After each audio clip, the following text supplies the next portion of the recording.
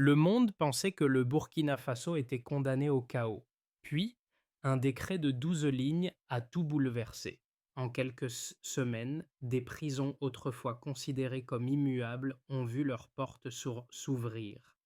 15 600 détenus ont échangé leur numéro de prisonnier contre des uniformes militaires.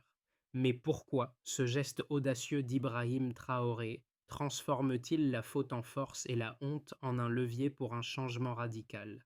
Ce pari pourrait redéfinir la justice dans le Sahel, une rédemption collective loin des règles classiques.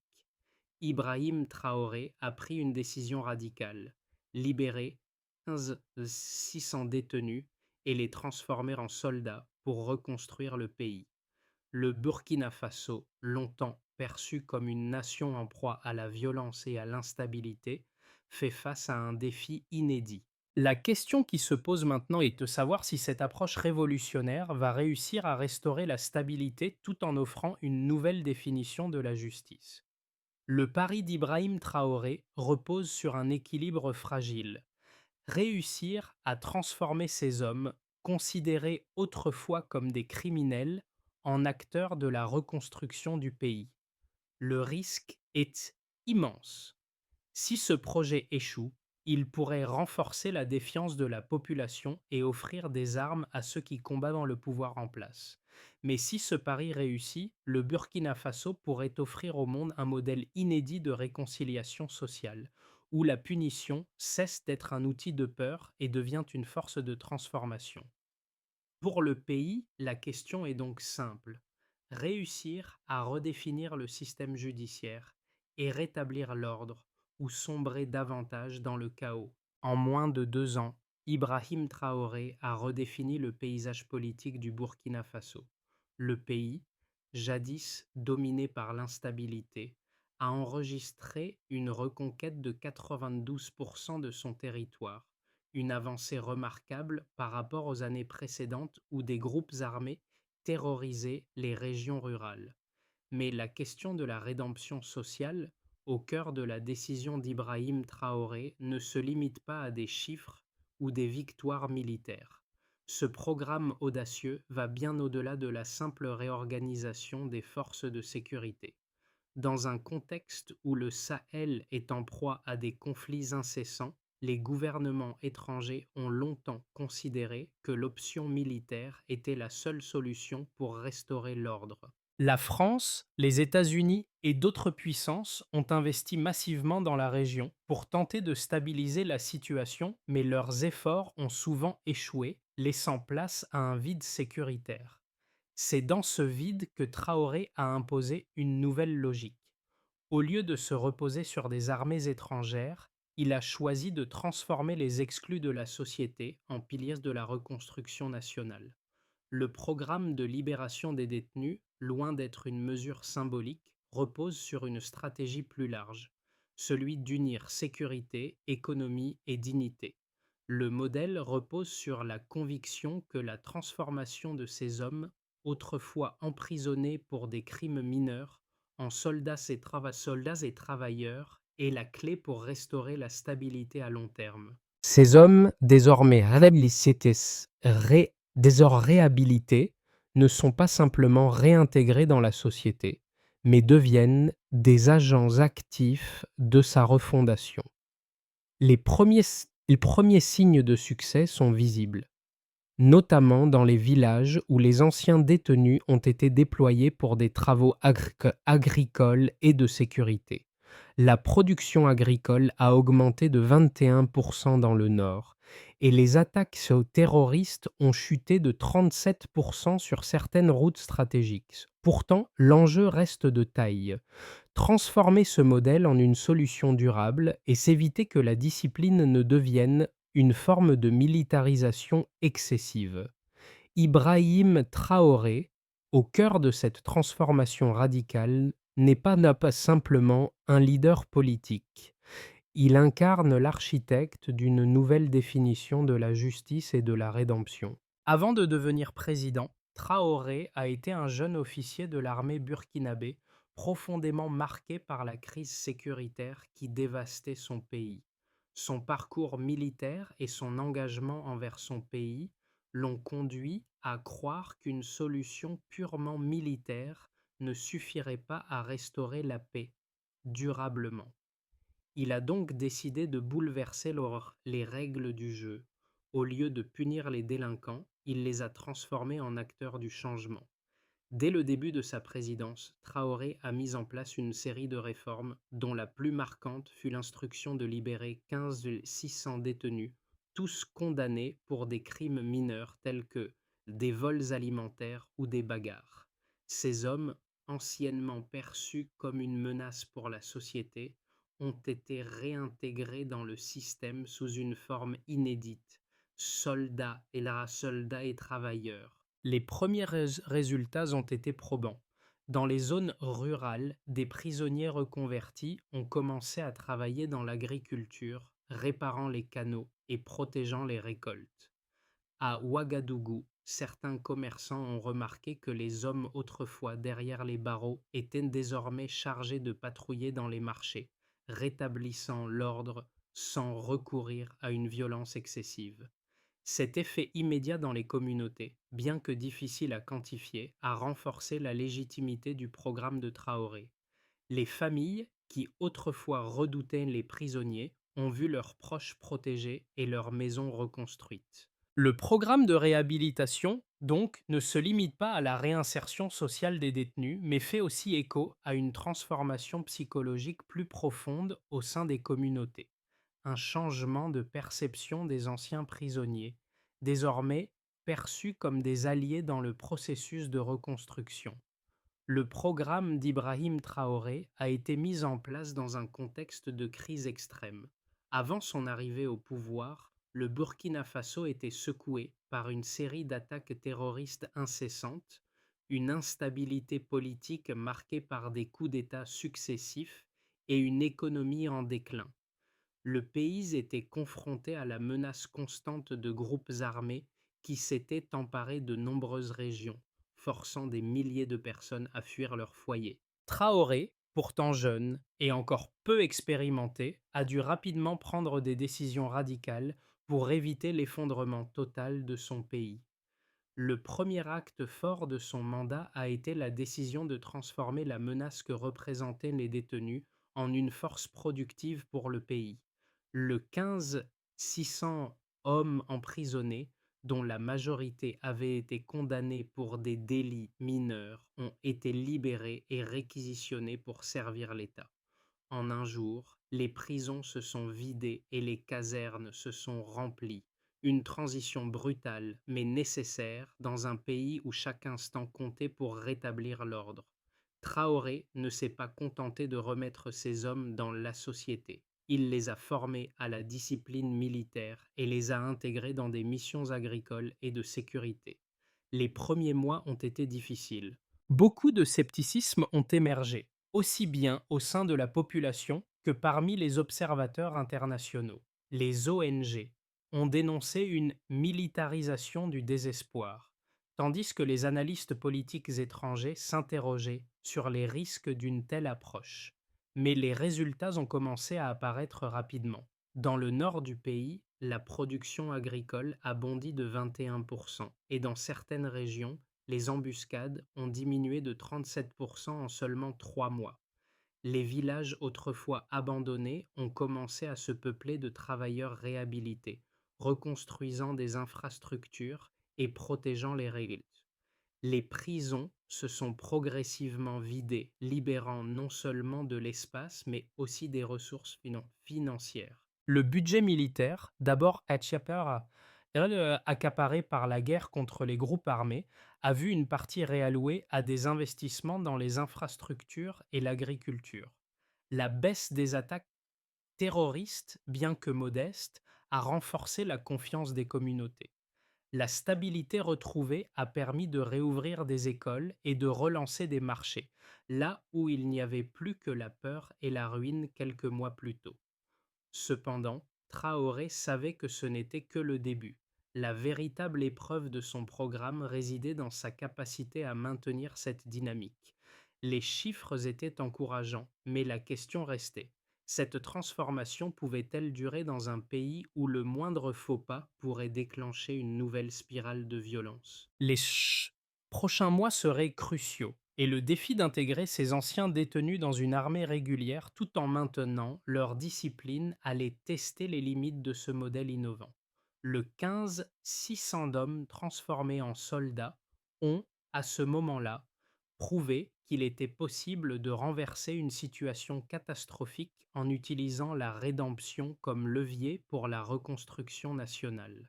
Mais la route vers une stabilité durable était encore longue et semée d'embûches. Pour l'heure, le programme de Traoré faisait face à son plus grand défi: pérenniser les résultats obtenus sans compromettre les principes qui l'avaient inspiré.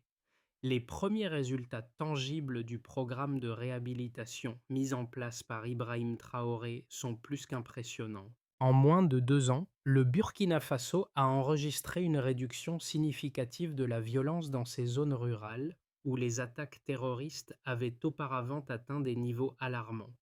Selon les données de sécurité, les embuscades sur l'axe stratégique Kayadori ont chuté de 37% en seulement 3 mois, un indicateur clé du succès de la réintégration des anciens détenus dans des rôles de sécurité.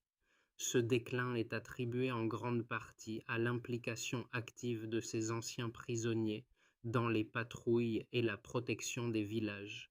D'autre part, les statistiques économiques montrent un redressement notable de la production agricole. La superficie cultivée dans le nord du pays a augmenté de 21%, un résultat direct des efforts de réhabilitation et de réintégration des anciens détenus dans des tâches agricoles. Les travaux de réparation des canaux d'irrigation et la sécurisation des terres ont permis aux fermiers de cultiver à nouveau sur des terres autrefois abandonnées à cause des incursions armées. Ces chiffres ne sont pas seulement des données brutes, mais des preuves concrètes que le programme fonctionne là où d'autres solutions ont échoué. Les résultats financiers sont également révélateurs. L'économie du pays a vu une réduction de la dépendance vis-à-vis de l'aide étrangère. En réallouant des ressources autrefois consacrées à la lutte contre les groupes armés, le gouvernement burkinabé a pu financer des projets d'infrastructures locales, contribuant à une réactivation de l'économie régionale. La fermeture de plusieurs prisons a permis d'économiser des millions de francs CFA qui ont été redirigés vers des investissements dans les écoles, la santé et les routes. Le taux de récidive parmi les anciens détenus est également remarquable. Il est actuellement de 0%, un chiffre qui défie les attentes des experts qui avaient anticipé une reprise des comportements criminels parmi ces hommes réintégrés. Malgré ces résultats prometteurs, la question de la durabilité du programme reste ouverte. La clé du succès réside dans la capacité du gouvernement à maintenir ce modèle sur le long terme sans que la discipline ne se transforme en une forme de militarisation excessive. Traoré a déjà annoncé qu'il continuerait à surveiller de près l'évolution du programme, en mettant l'accent sur la formation continue des anciens détenus et leur intégration dans l'armée régulière. Si ces résultats sont confirmés sur le long terme, il est probable que d'autres pays du Sahel, confrontés à des défis similaires, pourraient s'inspirer de ce modèle. Pour l'instant, cependant, le Burkina Faso est à la croisée des chemins. La rédemption de ses détenus pourrait bien être la clé de sa rédemption nationale, mais le risque de retomber dans le chaos n'est jamais loin.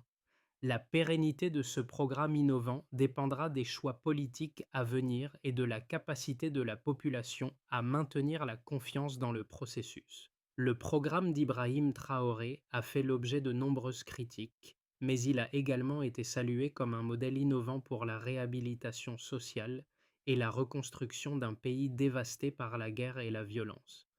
Cependant, comme pour toute initiative audacieuse, il y a des voix qui s'élèvent pour souligner les risques et les défauts inhérents à ce modèle.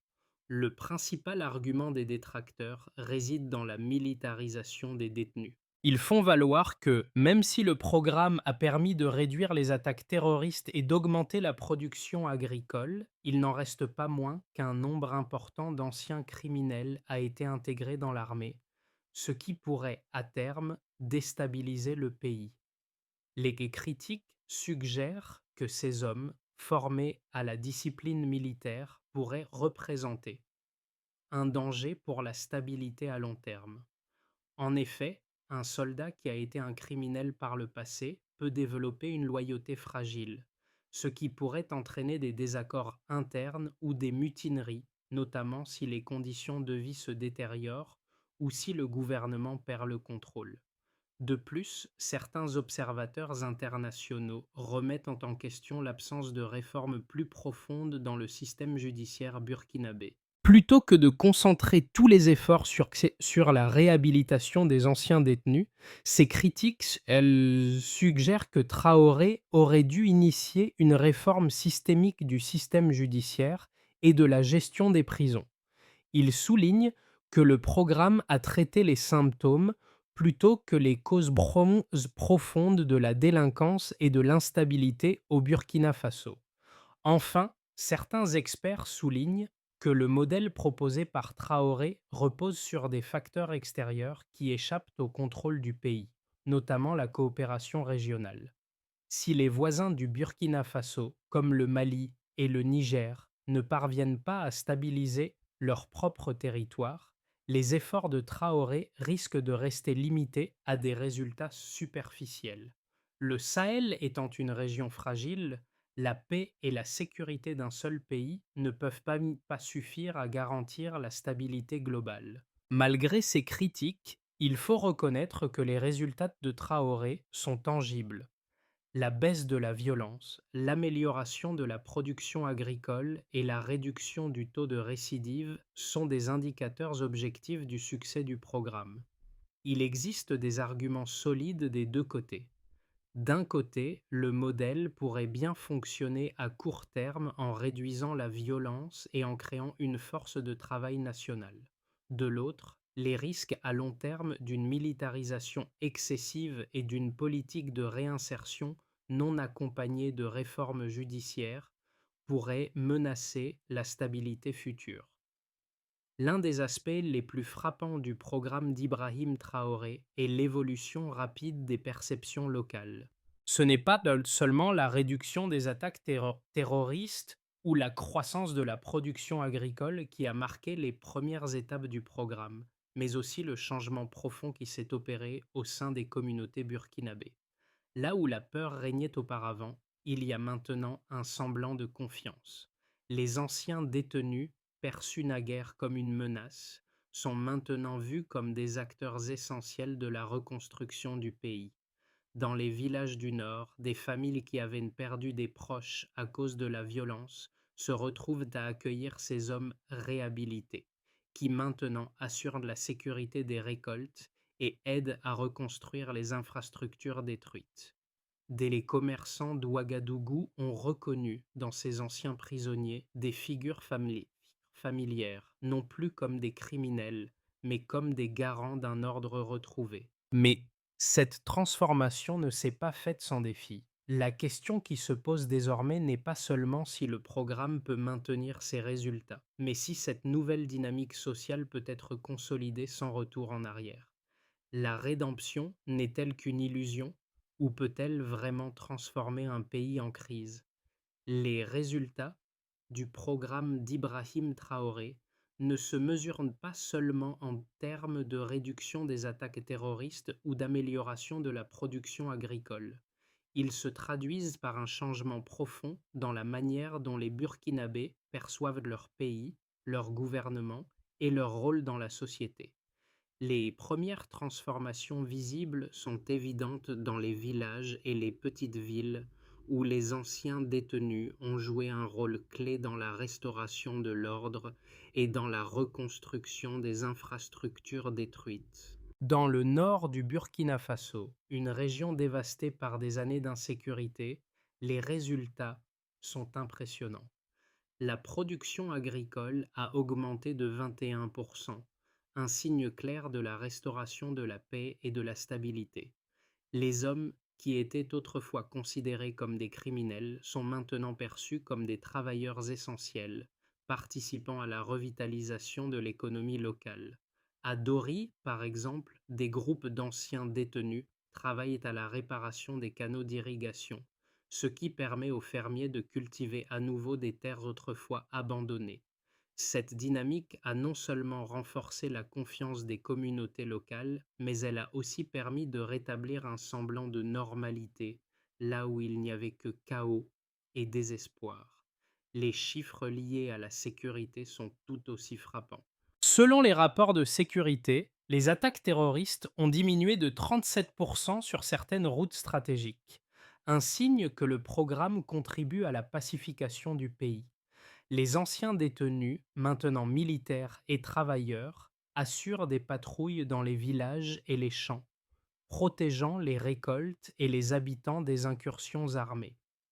Leur présence permet aux civils de vaquer à leurs occupations sans la peur constante de l'attaque. Mais au-delà des chiffres, les effets du programme sont visibles dans les vies des Burkinabés.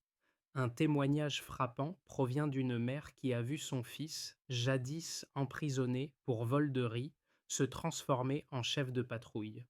Il ne paie plus sa dette avec des chaînes, mais par la sueur, dit-elle fièrement, soulignant le changement d'attitude au sein des communautés. Ce sentiment de rédemption, qui s'étend des anciennes victimes aux anciens criminels, est le véritable moteur du programme. Il crée une forme de solidarité qui dépasse les rancœurs passées et redonne aux citoyens un sens de l'espoir. Cependant, les impacts ne se limitent pas à la société civile. Sur le plan politique, la stabilité relative qu'apporte le programme a permis au gouvernement de réorienter une partie de son budget militaire vers d'autres secteurs essentiels, comme l'agriculture et les infrastructures.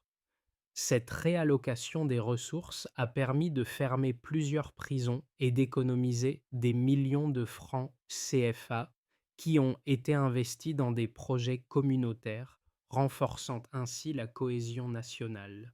Malgré ces réussites, le programme d'Ibrahim Traoré est loin d'être exempt de critiques. Si certains estiment que les résultats y sont impressionnants, d'autres pointeront le risque d'une militarisation excessive et du contrôle autoritaire. L'absence d'une réforme en profondeur du système judiciaire pourrait, à long terme, créer des tensions, notamment si la discipline imposée par les autorités ne reste pas rigide et justifiée.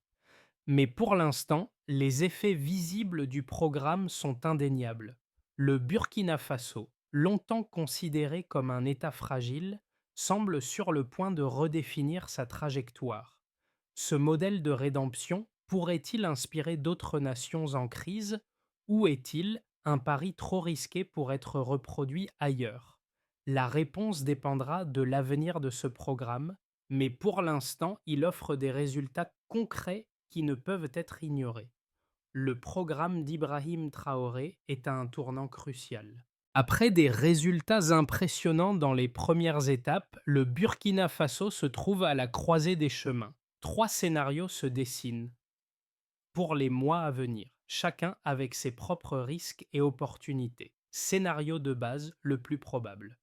Dans ce scénario, la stabilité actuelle se maintient et le Burkina Faso parvient à consolider les progrès réalisés. Les anciens détenus, désormais intégrés dans l'armée régulière et dans des missions de sécurité et de développement, continuent à jouer un rôle essentiel dans la pacification des zones rurales.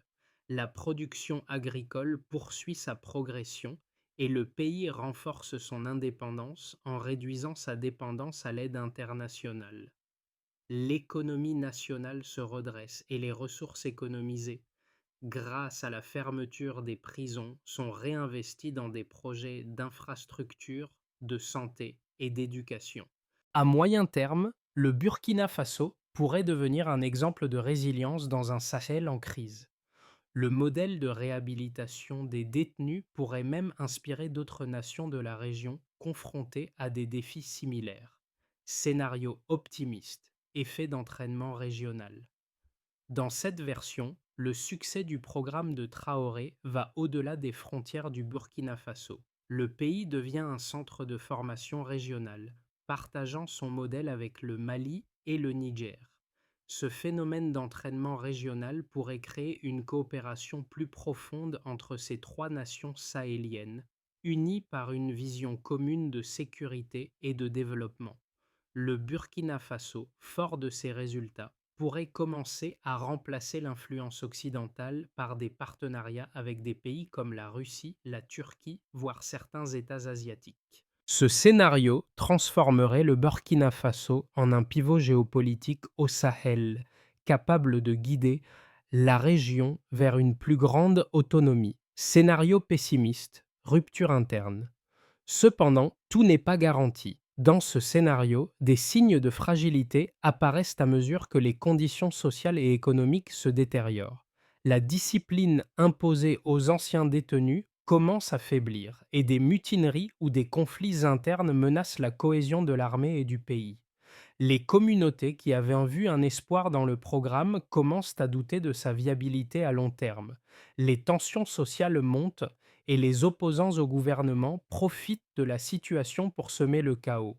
Ce scénario marquerait un échec politique et stratégique pour Traoré, avec des conséquences dramatiques pour la stabilité du pays. Les relations avec les partenaires internationaux se détérioreraient et le Burkina Faso risquerait de retomber dans un cycle de violence et de dépendance.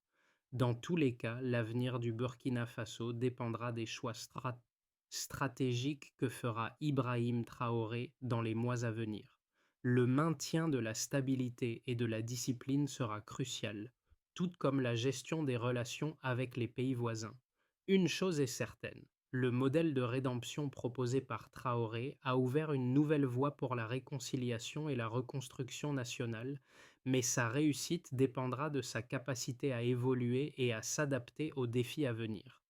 Le programme d'Ibrahim Traoré, tout en étant un modèle de rédemption sociale, interroge profondément chacun d'entre nous sur le rôle de la justice dans nos sociétés modernes. Peut-on vraiment transformer une nation en crise en réhabilitant ses criminels et en leur offrant une seconde chance, ou la rédemption est-elle un rêve fragile qui inévitablement se brise sous la pression des réalités politiques et sociales? Ces questions résonnent bien au-delà des frontières du Burkina Faso. Elles nous invitent à réfléchir à la manière dont nous abordons la justice et la réinsertion dans nos propres pays. Pour le peuple burkinabé, ce programme a offert plus qu'une simple promesse de réhabilitation. Il a donné un espoir tangible.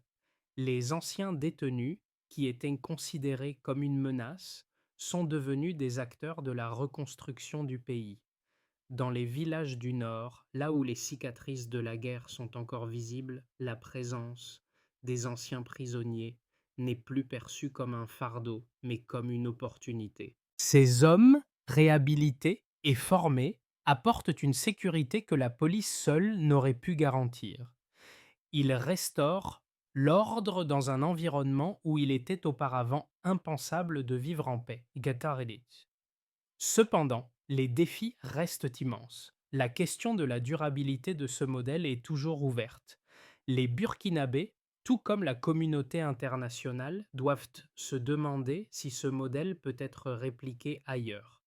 Peut-on appliquer une telle rédemption à d'autres sociétés fragiles, ou est-ce un cas particulier qui ne peut être reproduit ailleurs? La transformation du Burkina Faso sous Ibrahim Traoré nous invite à envisager une autre approche de la justice. Peut-être que la véritable question n'est pas de savoir si la justice traditionnelle fonctionne, mais si un système basé sur la réhabilitation, la responsabilité et la réintégration peut réellement transformer une nation tout entière. Pour garantir que le modèle de rédemption proposé par Ibrahim Traoré perdure et soit viable à long terme, un plan en plusieurs étapes doit être mis en place pour pérenniser les résultats obtenus et renforcer la cohésion nationale. Ce plan, conçu pour solidifier les bases du programme, pourrait être divisé en 4 étapes clés. Première étape: unifier la formation. Défense plus justice. La formation des anciens détenus ne doit pas se limiter à une simple réadaptation militaire. Pour garantir une réinsertion réussie, les centres d'entraînement doivent désormais passer sous double tutelle, défense et justice. Cela évite les dérives militantes ou les imprévus locaux. Des critères de sélection standardisés, des évaluations trimestrielles et des audits externes réguliers doivent être instaurés pour assurer que les anciens détenus sont non seulement formés à la discipline, mais aussi à une nouvelle vision de la justice et de la responsabilité sociale. Deuxième étape, intégrer l'éducation civique dans l'État. Les programmes d'éducation civique doivent être intégrés dans les écoles, les universités et les administrations publiques. En élevant la dignité et la réhabilitation au rang de valeurs fondamentales, cette étape visera à structurer une vision collective de la rédemption qui transcende les simples mesures politiques. Le taux de participation au programme ainsi que les retours des enseignants et des administrateurs seront utilisés comme indicateurs de réussite. Troisième étape, mutualiser la sécurité avec le Mali et le Niger. Le Sahel ne peut pas être traité comme une entité isolée. Une coopération accrue avec les pays voisins, le Mali et le Niger, est essentielle pour stabiliser la région. Un partage des responsabilités en matière de sécurité et de gouvernance peut non seulement réduire les vulnérabilités, mais aussi améliorer les capacités logistiques et opérationnelles communes. Les missions conjointes, les zones stabilisées et la réduction des incidents frontaliers seront des critères importants pour évaluer l'efficacité de cette coopération. Quatrième étape, imposer des indicateurs vérifiables. Il est crucial que tout progrès réalisé soit mesuré de manière transparente. La mise en place d'indicateurs vérifiables, tels que le taux de récidive, le nombre de villages reconstruits, l'évolution économique et l'implication des communautés, permettra de maintenir la crédibilité du programme. La publication semestrielle des résultats et les contrôles internes croisés garantiront que les objectifs de réhabilitation ne sont pas seulement atteints, mais dépassés. Ce plan de transformation pourrait ainsi donner naissance à une nouvelle doctrine pour les nations fragiles, non seulement en Afrique, mais aussi dans d'autres régions confrontées à des défis similaires. Le programme d'Ibrahim Traoré, bien qu'encore fragile, a déjà marqué un tournant majeur dans l'histoire du Burkina Faso. Ce n'est pas seulement un pari politique ou militaire, c'est une réinvention de la justice, une transformation radicale qui réhabilite non seulement les prisonniers, mais aussi toute une nation. Le pays, jadis dévasté par la violence, la peur et la guerre, voit aujourd'hui émerger une nouvelle forme de rédemption collective. Les anciens détenus, réintégrés dans la société comme des agents de reconstruction, ne sont plus des symboles de la défaite, mais des porteurs d'espoir. Le véritable test du programme réside dans sa pérennité. Peut-il véritablement transformer une société entière, guérir les blessures profondes de la guerre et créer une nouvelle norme de justice? Si cette rédemption réussit à s'enraciner durablement, elle pourrait bien devenir un modèle pour d'autres nations en crise, un exemple de ce qu'un pays peut accomplir quand il choisit de se réinventer plutôt que de sombrer dans la guerre éternelle.